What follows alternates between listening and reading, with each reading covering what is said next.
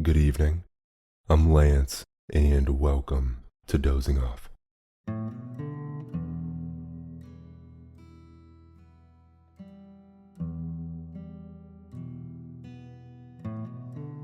Dozing Off is a podcast where I'm going to read you to sleep. I'll narrate short stories and classic literature in this deep and relaxing tone to allow you to put your overactive mind at ease and doze off. H.G. Wells is one of my favorite classic authors for a multitude of reasons, but one of those are the quirky journeys that he seems to take you on. That's exactly what the story is tonight. This one was published in 1895, and it is called The Sad Story of a Dramatic Critic. We will be taking a traditional man who, although he fights it, becomes quite theatrical and kind of ruins his life, but also maybe puts him exactly where he's meant to be. Before we begin tonight, special shout out to Maurice P. and Valerie for being the newest members of part of the Dozing Off Patreon. If you are interested in an additional sleep story from me each week and being a part of making Dozing Off what it is, follow me on Patreon and I'll have that in the show notes. Enough rambling. Do me a favor. Fluff up your pillow. Pull that comforter up just a little bit. Close your eyes, and together, let's let today's worries just slip away. Here we go. The Sad Story of a Dramatic Critic by H.G. Wells. I was, you shall hear immediately why I'm not now, Egbert Critic Cummins. The name remains. I am still, heaven help me, dramatic critic to the Fiery Cross. What I shall be in a little while, I don't know. I write in great trouble and confusion of mind. I'll do what I can to make myself clear in the face of terrible difficulties. You must bear with me a little. When a man is rapidly losing his own identity, he naturally finds a difficulty in expressing himself. I'll make it perfectly plain in a minute, when once I get my grip upon the story. Let me see, where am I? I wish I knew. I have it. Dead self, Egbert Critic Cummins. In the past, I should have disliked writing anything quite so full of I as this story must be. It's full of I's before and behind, like the beast in Revelation, the one with a head like a calf, I'm afraid. My tastes have changed since I became a dramatic critic and studied the masters GRS, GBS, GAS, and others. Everything has changed since then. At least the story is about myself, so that there is no excuse for me. And it is really not egotism, because, as I say, since those days my identity has undergone an entire alteration. The past. I was, in those days, rather a nice fellow, rather shy.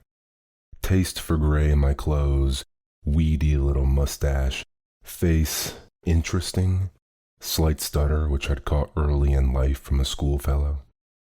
Engaged to a very nice girl named Delia. Fairly new, she was cigarettes. Liked me because I was human and original. Considered I was like lamb, on the strength of stutter, I believe. Father an eminent authority on postage stamps.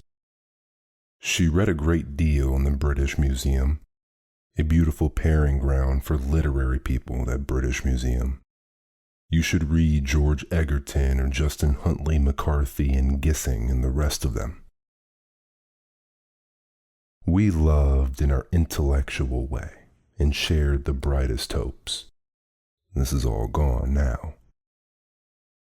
And her father liked me because I seemed honestly eager to hear about stamps. She had no mother. Indeed, I had the happiest prospects a young man could have. I never went to theaters in those days.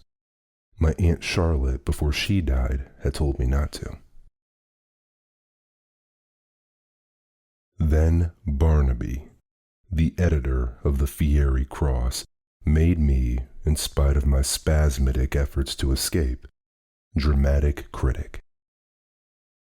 He is a fine, healthy man, Barnaby, with an enormous head of frizzy black hair and a convincing manner, and he caught me on the staircase going to see Wembley. He'd been dining, and was more than usually buoyant. "Hello, Cummins," he said, "the very man I want." He caught me by the shoulder or collar or something, ran me up the little passage, and flung me over the wastepaper basket into the armchair in his office. "Pray be seated," he said as he did so. Then he ran across the room and came back with some pink and yellow tickets and pushed them into my hand. "Opera comique," he said. "Thursday, Friday, the Surrey, Saturday, and Frivolity. That's all I think." "But," I began. "Glad you're free," he said, snatching some proofs off the desk and beginning to read. "I don't quite understand," I said. "Eh?" he said at the top of his voice, as though he thought I'd gone and was startled at my remark. "Do you want me to criticize these plays?" "Do something with them. Did you think it was a treat?" "But I can't. Did you call me a fool?" "Well, I've never been to a theater in my life. Virgin soil. But I don't know anything about it, you know. That's just it. New view, no habits, no cliches in stock. Ours is a live paper, not a bag of tricks. None of your clockwork professional journalism in this office, and I can rely on your integrity. But I've conscientious scruples." He caught me up suddenly and put me outside his door. "Go and talk to Wembley about that," he said. "He'll explain." As I stood perplexed, he opened the door again and said, "I forgot this," thrust a fourth ticket into my hand. It was for that night in 20 minutes' time, and slammed the door upon me. His expression was quite calm, but I caught his eye. I hate arguments. I decided that I would take this hint and become, to my own destruction, a dramatic critic. I walked slowly down the passage to Wembley. That Barnaby has a remarkably persuasive way.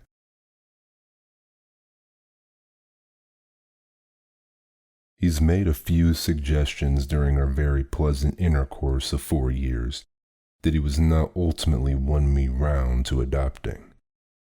It may be, of course, that I am yielding disposition. Certainly I am too apt to take my color from my circumstances.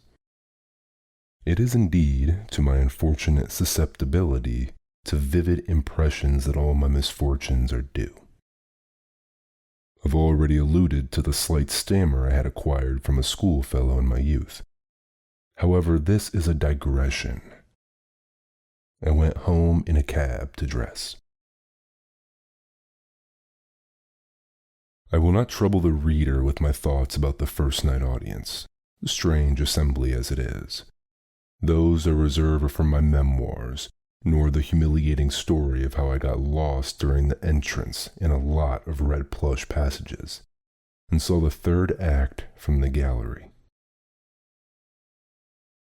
The only point upon which I lay stress was the remarkable effect of the acting upon me.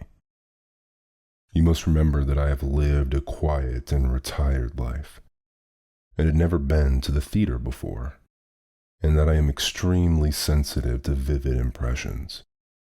At the risk of repetition, I must insist upon these points. The first effect was a profound amazement, not tinctured by alarm. The phenomenal unnaturalness of acting is a thing discounted in the minds of most people by early visits to the theater. They get used to the fantastic gestures, the flamboyant emotions, the weird mouthings, melodious snortings, agonizing yelps, lip gnawings, glaring horrors, and the other emotional symbolism of the stage. It becomes at least a mere deaf and dumb language to them, which they read intelligently pari passu, with a hearing of dialogue. But this was all new to me. The thing was called a modern comedy. The people were supposed to be English and were dressed like fashionable Americans of the current epoch. And I fell into the natural error of supposing that the actors were trying to represent human beings. I looked around on my first night audience with a kind of wonder, and discovered, as all new dramatic critics do, that it rested with me to reform the drama. And after a supper choked with emotion, went off to the office to write a column, piebald with new paragraphs. As all my stuff is, it fills out so, and purple with indignation. Barnaby was delighted. But I could not sleep that night. I dreamt of actors glaring, actors smiting their chests, actors flinging out a handful of extended fingers, actors smiling bitterly, laughing despairingly, falling hopelessly, dying idiotically. I got up at 11 with a slight headache, read my notice in the Fiery Cross, breakfasted, and went back to my room to shave. It's my habit to do so. Then an odd thing happened. I couldn't find my razor. Suddenly it occurred to me that I had not unpacked in the day before. "Ah," said I in front of the looking glass, then, "Hello." Quite involuntarily, when I had thought of my portmanteau, I had flung up the left arm, fingers fully extended, and clutched at my diaphragm with my right hand. I'm an acutely self-conscious man at times. The gesture struck me as absolutely novel for me. I repeated it for my own satisfaction. Odd. Then, rather puzzled, I turned to my portmanteau.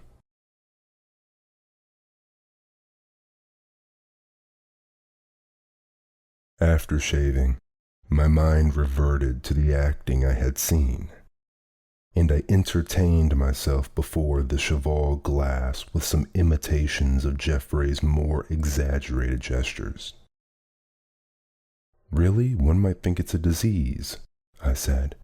"Stage walkits." There's many a truth in jest.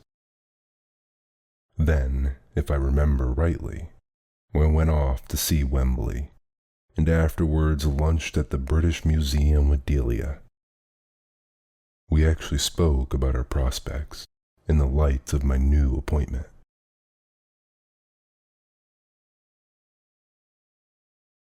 But that appointment was the beginning of my downfall. From that day I necessarily became a persistent theater goer, and almost insensibly I began to change. The next thing I noticed after the gesture about the razor was to catch myself bowing ineffably when I met Delia, and stooping in an old-fashioned, courtly way over her hand. Directly I caught myself, I straightened myself up and became very uncomfortable. I remember she looked at me curiously. Then, in the office, I found myself doing a nervous business, fingers on teeth, when Barnaby asked me a question I could not very well answer. Then, in some trifling difference with Delia, I clasped my hand to my brow, and I pranced through my social interactions at times singularly like an actor. I tried not to. No one could be more keenly alive to the errant absurdity of the histrionic bearing, and I did. It began to draw on me what it all meant. The acting I saw was too much for my delicately strung nervous system. I've always, I know, been too amenable to the suggestions of my circumstances. Night after night of concentrated attention on the conventional attitudes and intonation of the English stage was gradually affecting my speech and carriage.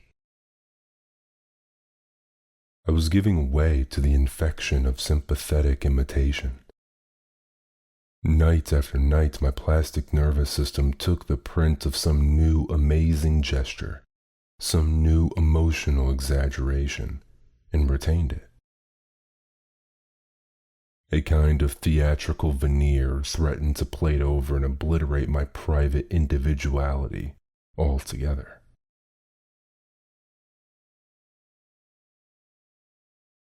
I saw myself in kind of a new vision.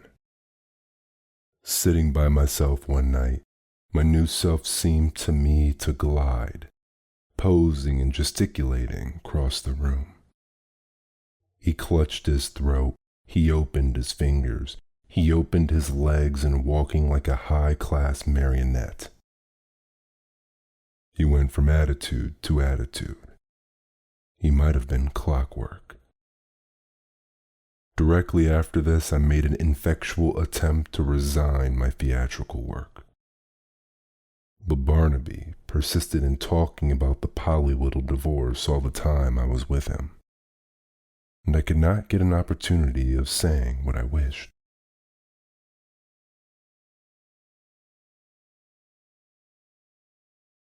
And then Delia's manner began to change towards me.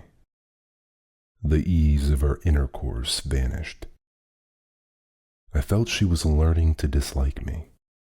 I grinned and capered and scowled, and posed at her in 1,000 ways, and knew, with what a voiceless agony.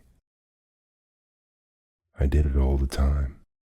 I tried to resign again, and Barnaby talked about X and Z and Y in the new review, and gave me a strong cigar to smoke, and so routed me. And then I walked up the Assyrian gallery in the manner of Irving to meet Delia, and so precipitated the crisis.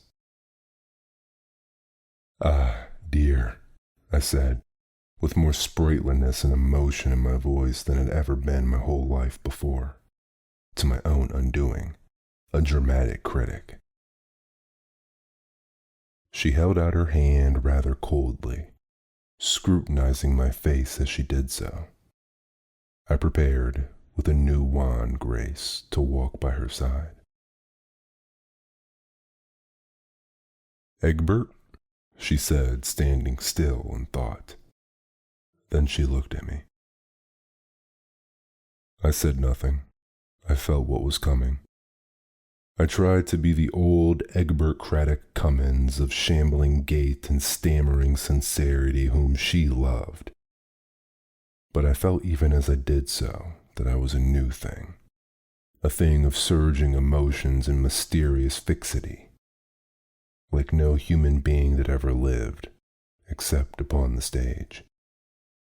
"Egbert," she said, "you're not yourself." Involuntarily, I clutched my diaphragm and averted my head, as is the way with them. "There," she said. "What do you mean?" I said, whispering in vocal italics. You know how they do, turning on her, perplexity on face, right hand down, left on brow. I knew quite well what she meant. I knew quite well the dramatic unreality of my behavior, but I struggled against it in vain. "What do you mean?" I said in a kind of hoarse whisper. "I don't understand." She really looked as though she disliked me. "What do you keep on posing for?" she said. "I don't like it. You didn't used to." "Didn't used to," I said slowly, repeating this twice. I glared up and down the gallery with short, sharp glances. "We are alone," I said swiftly. "Listen." I poked my forefinger towards her and glared at her. "I'm under a curse." I saw her hands tighten upon her sunshade. "You're under some bad influence or other," said Delia. "You should give it up. I never knew anyone change as you've done." "Delia," I said, lapsing into pathetic. "Pity me, Delia, pity me." She eyed me critically. "Why, you keep playing the fool like this, I don't know," she said. "Anyhow, I really cannot go about with a man who behaves as you do. You made us both ridiculous on Wednesday. Frankly, I dislike you as you are now. I met you here to tell you so, as it's about the only place where we can be alone together." "Delia," said I with intensity, knuckles of clenched hands white, "you don't mean—" "I do," said Delia. "A woman's lot is sad enough at the best times, but with you—" I clapped my hand on my brow. "So goodbye," said Delia without emotion. "Oh, Delia," I said, "not this." "Goodbye, Mr. Cummins," she said.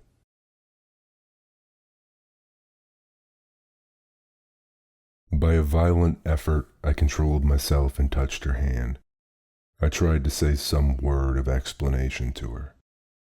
She looked into my working face and winced. "I must do it," she said hopelessly. Then she turned from me and began walking rapidly down the gallery.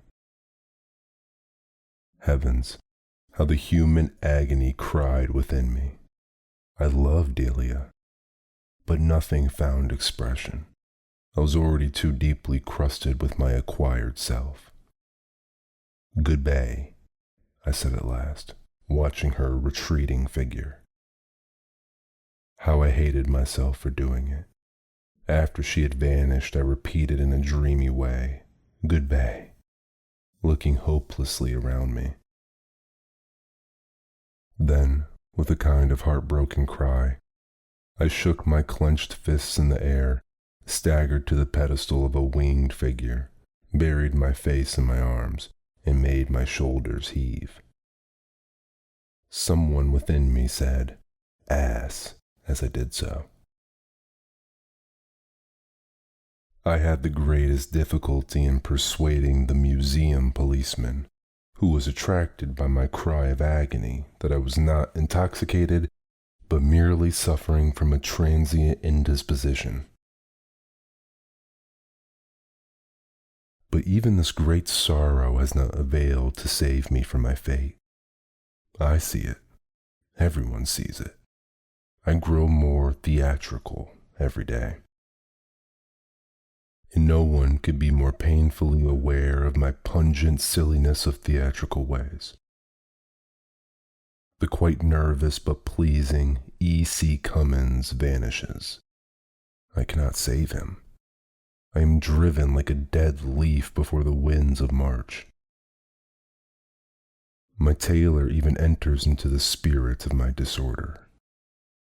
He has a peculiar sense of what is fitting. I tried to get a dull gray suit from him this spring, and he foisted a brilliant blue upon me. and I see he's put a braid down the sides of my new dress trousers. My hairdresser insists upon giving me a wave. I'm beginning to associate with actors. I detest them, but it's only in their company that I feel I'm not glaringly conspicuous. Their talk infects me. I notice a growing tendency to dramatic brevity, to dashes and pauses in my style, to a punctuation of bows and attitudes. Barnaby has remarked it too. I offended Wembley by calling him dear boy yesterday. I dread the end, but cannot escape from it. The fact is, I'm being obliterated. Living a gray or retired life all my youth, I came to the theater a delicate sketch of a man, a thing of tints and faint lines. Their gorgeous coloring has effaced me altogether. People forget how much mode of expression, method of movement, are a matter of contagion. I've heard of a stage-struck people before and thought it a figure of speech. I spoke of it jestingly as a disease. It's no jest, it is a disease, and I've got it bad. Deep down within me, I protest against the wrong done to my personality, unavailingly. For 3 hours or more a week, I have to go and concentrate my attention on some fresh play, and the suggestions of the drama strengthen their awful hold upon me.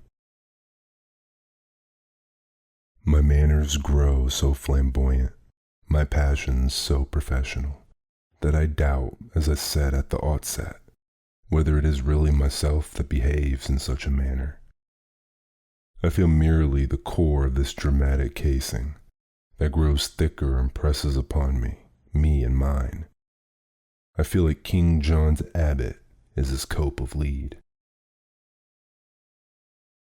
I doubt indeed whether I should not abandon the struggle altogether, leave the sad world of ordinary life for which I'm so ill-fitted, abandon the name of Cummins for some professional pseudonym, complete my self-effacement, and, a thing of tricks and tatters, of posing and presence, go upon the stage. It seems my only resort to hold the mirror up to nature. For in the ordinary life, I will confess, no one now seems to regard me as both sane and sober. Only upon the stage, I feel convinced, will people take me seriously. That'll be the end of it. I know that will be the end of it. And yet, I'll frankly confess, all that marks off your actor from your common man, I detest. I am still largely of my Aunt Charlotte's opinion, that play acting is unworthy of a pure-minded man's attention, much more participation. Even now, I would resign my dramatic criticism and try a rest. Only I can't get hold of Barnaby. Letters of resignation he never notices. He says it's against the etiquette of journalism to write to your editor. And when I go to see him, he gives me another big cigar and some strong whiskey and soda, and then something always turns up to prevent my explanation.